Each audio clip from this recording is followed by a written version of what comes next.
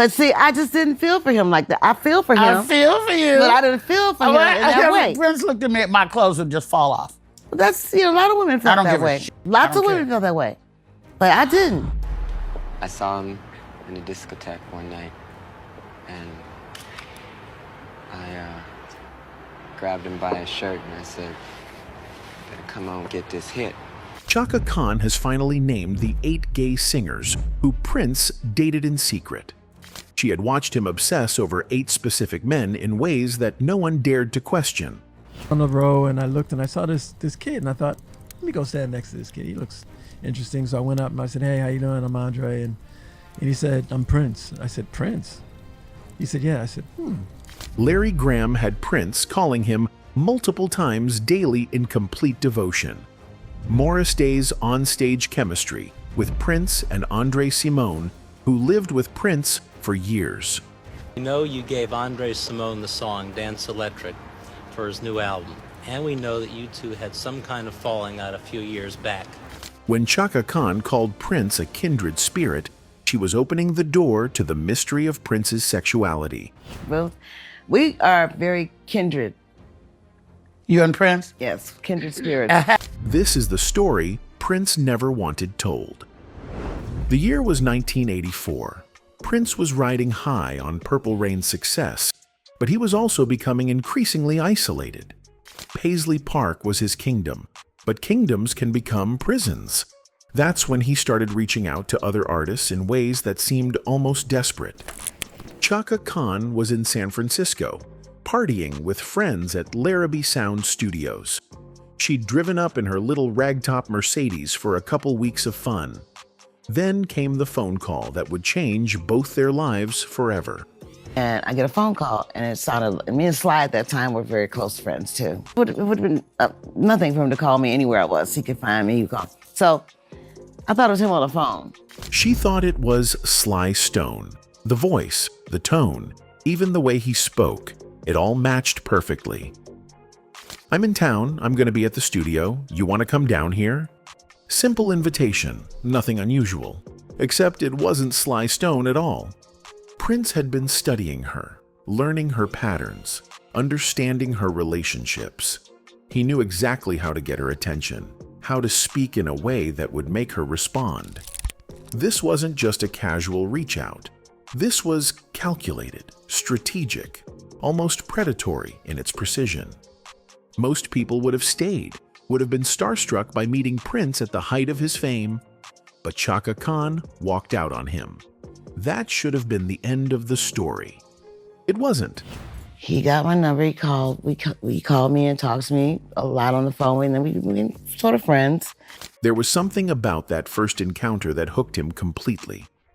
Maybe it was because she walked away. Maybe it was because she wasn't impressed. Or maybe it was something much deeper that he recognized in that moment.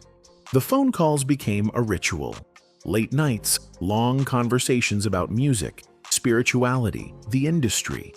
Prince was known for his nocturnal habits, but with Chaka, the calls seemed to serve a different purpose. He was building something, creating a connection that went beyond typical professional networking. Friends of both artists remember this period as intense. Prince would cancel studio sessions to take Chaka's calls. She would rearrange her schedule when he needed to talk. What started as casual conversation was becoming something neither of them fully understood yet. What developed between Prince and Chaka Khan defied easy categorization. It wasn't romantic. She made that crystal clear years later. But it was deeper than most professional relationships, more intimate than typical friendships. We're just very, very close spiritually. Spiritually close. That phrase would become crucial later when fans started connecting dots that may or may not have existed. Because Prince's spiritual connections often blurred lines in ways that made people wonder about the true nature of his relationships. Their collaboration on I Feel For You changed both their careers forever. Chaka took Prince's original song and transformed it into something revolutionary, something that would reshape popular music. Lost. I said, oh, so we can't let this go. I said, I'm gonna redo this sucker here. And I did, and it did well because we decided to add put a rapper on it. That was like actually officially the first song to Marry, rap, and R&B. hip hop and music, yeah. The first song to marry rap and music. That collaboration didn't just make charts, it made history. But what happened behind the scenes during those recording sessions was even more interesting to those paying attention. They started hanging out regularly. Prince would come to LA. They'd hit exclusive Italian restaurants. For someone as private and controlling as Prince, this level of public friendship was unusual, almost unprecedented. So how you hang with Prince? You can't go nowhere. Yeah, well, you too. He would take empty a whole restaurant. He would take over entire restaurants. That's the level of control Prince needed just to have a normal dinner with another human being. But with Chaka, he seemed willing to make that effort, to expose himself to public scrutiny. The question fans started asking was, why her? What made Chaka Khan worth that risk? What made her special enough for Prince to break his own rules about privacy and isolation? The answer seemed to lie in something deeper than friendship, something that transcended typical celebrity relationships. Well, we are very kindred. You and Prince? Yes, kindred spirits. Kindred spirits. That connection would become the foundation for everything that followed. The collaborations, the rumors, the speculation about Prince's hidden relationships with other artists who shared that same spiritual frequency. By the mid-1980s, Prince's image was already confusing people. The makeup, the high heels, the sexually ambiguous lyrics, everything about his presentation challenged traditional masculinity. That confusion created space for speculation that would follow him for decades. Fan forums didn't exist yet, but whispers traveled through record stores, concert venues, and music magazines. The rumors started small, focusing on his relationships with band members, particularly the men who seemed closest to him. Record store clerks became unofficial gossip networks, passing along stories they'd heard from roadies, session musicians, and anyone who claimed insider knowledge. The speculation wasn't random. Prince deliberately cultivated mystery around his personal life, rarely giving interviews and never addressing romantic relationships directly. This silence created a vacuum that fans filled with their own theories, connecting dots between his androgynous presentation and his unusually intense friendships with certain male collaborators. André Cymone was the first name that came up consistently. Prince's childhood friend and original bassist had left the band under mysterious circumstances in 1981. The two had been inseparable since they were teenagers, wearing matching clothes, finishing each other's sentences, creating music together in ways that looked more intimate than professional partnerships typically did. See, André was never just a background bassist. He was instrumental, literally. Many of the ideas that became central to the Minneapolis sound weren't created in isolation. They came from the push and pull between two minds locked in the same creative space. But when the record deals came, only one name was on the cover. And even in those earliest studio sessions, there were cracks. Stories of Prince brushing off André's input, of taking ideas and reshaping them, rebranding them as his own. At first, André laughed it off. They were brothers, right? But as Prince's fame grew, the laughter stopped. Respect turned into resentment. That bond they'd built in a tiny bedroom started to bend under the weight of ego and industry. But in those early days, they were inseparable, not just creatively, but emotionally. Prince wasn't close with many people. He didn't let people in easily.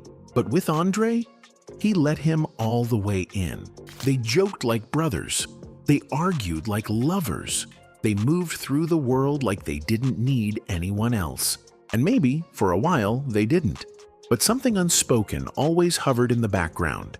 The intimacy, the isolation, the absence of other relationships during that time, the sheer intensity of how much they needed each other. That's where the whispers started. Not because they said anything, but because they didn't. Years later, fans would analyze old photos, look at the body language, reread early lyrics. They'd point to the shared apartment, the secrecy, the sudden fallout. But in this first chapter of their lives, none of that mattered yet.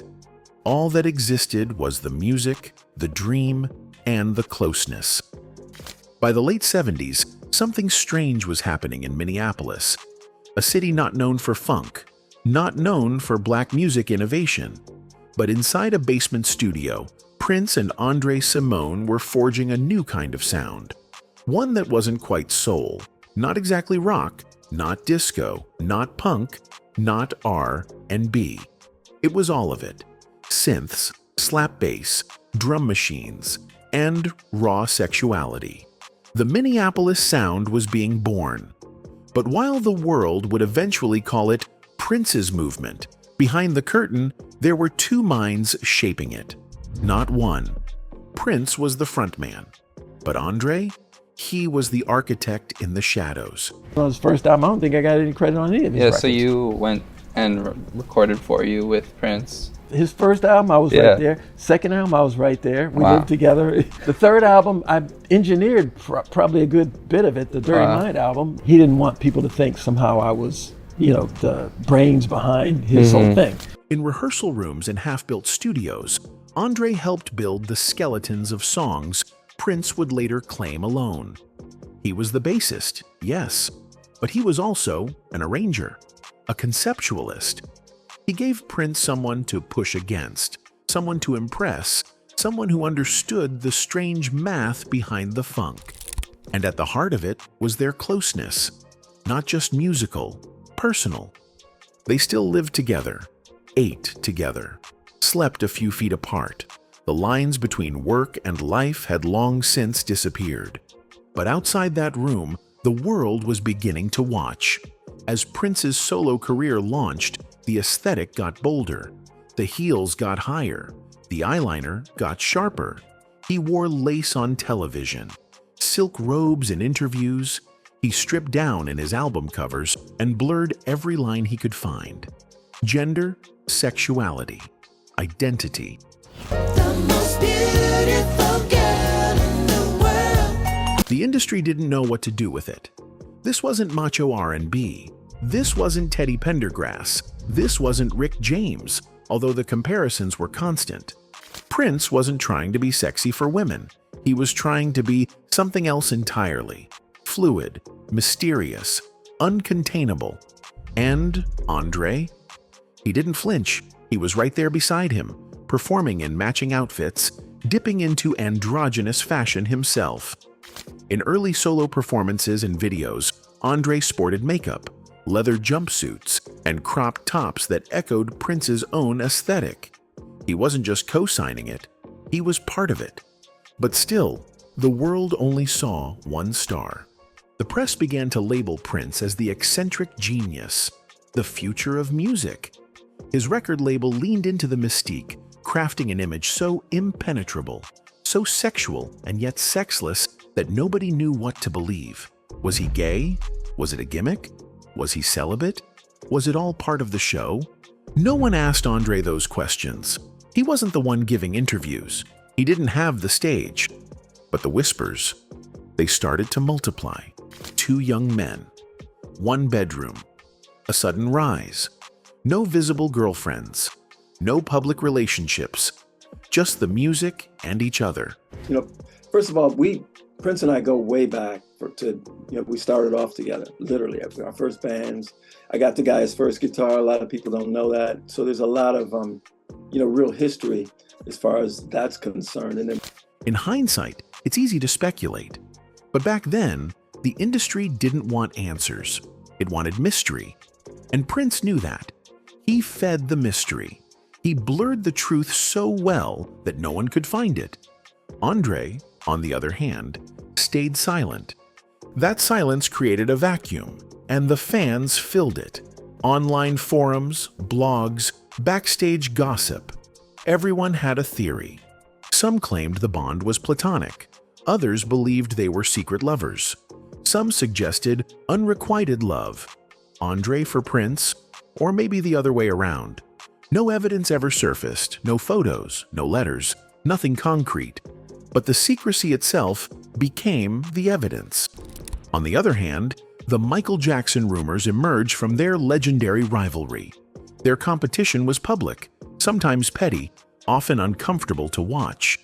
But some fans noticed something else in their interactions, an obsession that seemed too intense for simple professional jealousy. The way Prince talked about Michael in interviews was telling. Fixated, almost hypnotized by him. There were stories about Michael reaching out privately, about phone calls that went unanswered, about Prince rejecting collaboration offers in ways that seemed more emotional than strategic. When Michael died in 2009, Prince's reaction spoke volumes. No public statement, no tribute performance, no acknowledgement whatsoever. Just complete silence from someone who normally had opinions about everything in the music industry. Rick James represented a different type of speculation entirely. Their funk war was legendary, especially after the Vanity situation tore their friendship apart. But some observers noticed that their beef had an intensity that seemed unnecessarily personal. The way they talked about each other in interviews had an edge that fans recognized from their own relationship drama. Competitive, catty, layered with what seemed like sexual tension. The aggressive jealousy between them made people wonder if something much deeper was happening beneath the surface. Their fights weren't just about music or women. They were about territory, dominance, and control in ways that suggested a more intimate connection than either man was willing to admit publicly. As Prince's fame exploded in the late 1980s, so did his isolation. Paisley Park became his sanctuary, but it also became the setting for some of the most persistent rumors about his private life and hidden relationships. Morris Day was a constant presence during this period. Their relationship was beautifully complicated, part rivalry, part friendship, part performance art that blurred every possible line. The Time was Prince's creation, but Morris was his perfect foil, his ideal sparring partner. Their interactions on stage were deliberately campy, overtly sexualized, full of inside jokes that audiences didn't quite understand. Fans started noticing patterns that went beyond simple entertainment. The tight suits, the mirror poses, the way they moved around each other during performances like dancers in an intimate ballet. It looked choreographed in ways that went far beyond simple staging. Their banter had a familiarity that made people wonder if they were performing for each other rather than for the audience. The chemistry between them was undeniable, but what kind of chemistry was it? George Clinton entered the picture as both mentor and creative collaborator. The funkadelic icon shared Prince's love of gender-bending presentation and cosmic musical philosophy. Some fans imagined a connection that went beyond mutual artistic influence. The speculation around Clinton was less about romance and more about shared queerness in visual style and stage personas. Prince had always been drawn to artists who challenged conventional masculinity, and Clinton was the undisputed master of that particular game. Their collaborations had an intensity that suggested deep mutual understanding. When they performed together, something electric happened that went beyond the sum of their individual talents. It was the kind of connection that made people wonder about private conversations, late-night jam sessions, and bonds that couldn't be captured in interviews. Larry Graham became Prince's spiritual mentor during his Jehovah's Witness phase in the early 2000s. But fans noticed that their bond seemed to go far beyond typical religious guidance. Prince's devotion to Graham bordered on complete obsession.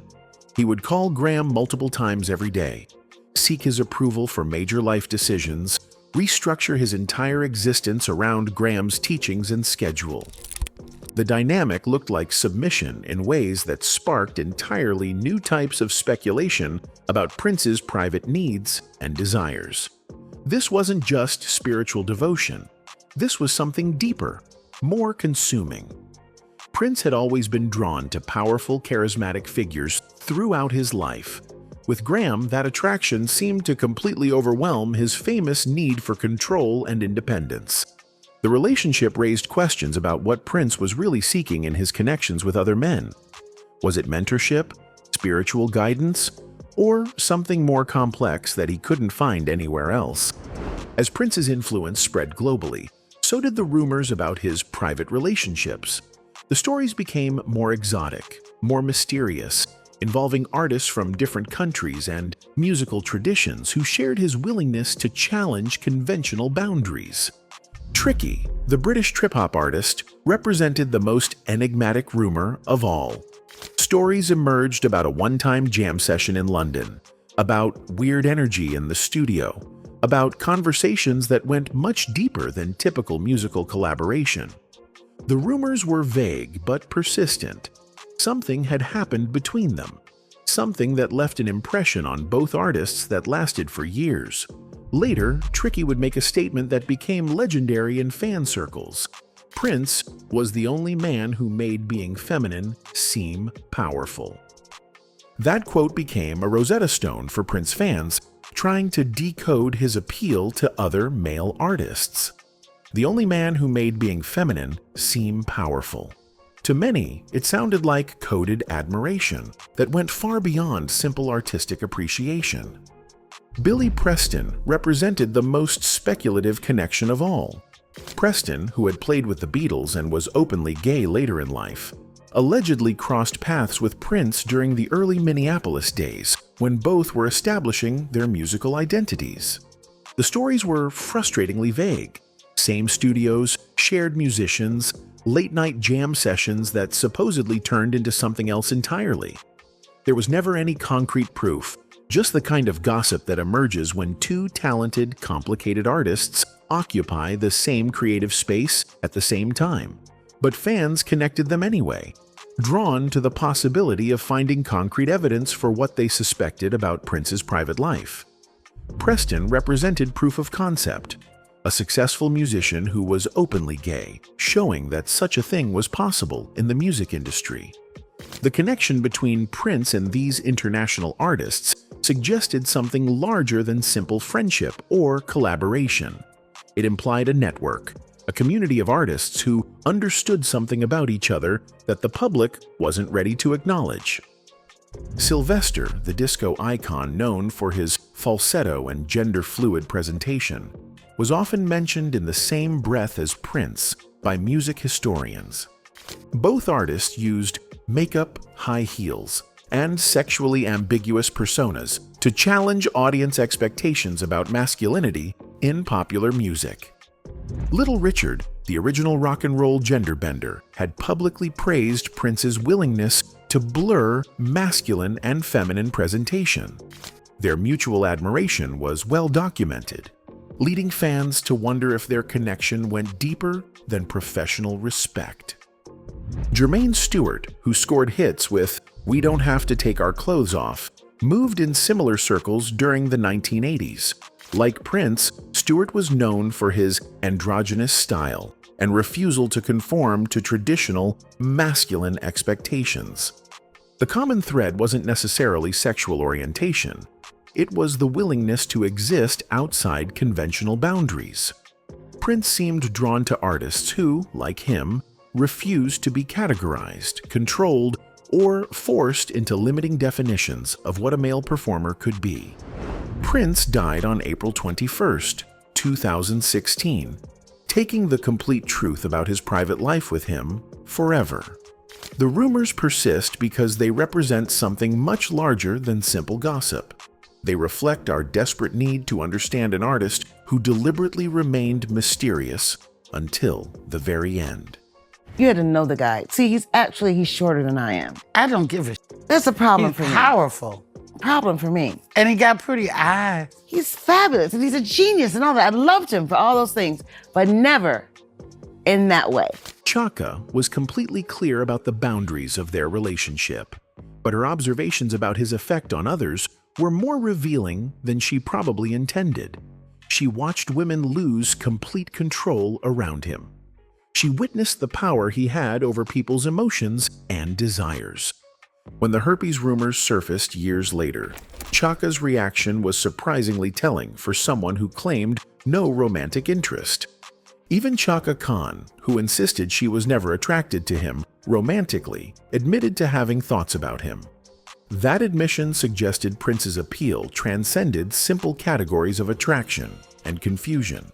The 8 names that fans continue to discuss obsessively: André Cymone, Michael Jackson, Rick James, Larry Graham, Morris Day, George Clinton, Tricky, and Billy Preston, may have been nothing more than friendships, collaborations, and creative connections. But they could have been something much more significant. Looking back at all the rumors together, a clear pattern emerges. Prince was consistently drawn to powerful, creative, often unconventional men. Musicians who challenged boundaries, artists who refused to fit into easy categories, personalities who matched his own complexity and refusal to be defined. Anyway, that's it for this video, folks. Bye.